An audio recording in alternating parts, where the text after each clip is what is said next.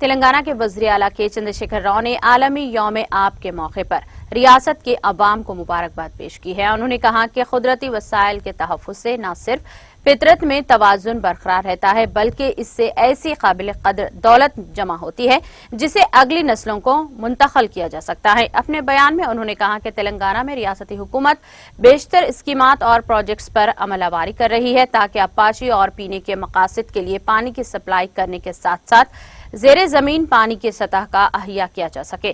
انہوں نے کہا کہ مشن کاکتیا اور کالیشورم جیسے بڑے پروجیکٹ کے ذریعے زیر زمین آبی سطح پر اضافے کے ساتھ ساتھ فصل کی کاشت کے لیے مساعی کی جا رہی ہے۔ مشن بھاگیرتا پر عمل کے ذریعے محفوظ اور صاف پینے کا پانی پائپ لائنز اور نلوں کے ذریعے ہر گھر کے لیے دستیاب کروایا جا رہا ہے، جس کے ذریعے مستقل طور پر فلوریڈا کے مسئلے کا خاتمہ ہو گیا ہے۔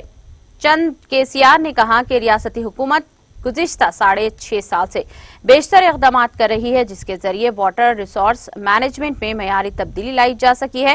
یہ ہمارے لیے فخر کا لمحہ ہے کیونکہ دنیا بھر کے ماہرین اور مرکزی حکومت نے تلنگانہ حکومت کے اقدامات کی ستائش کی ہے۔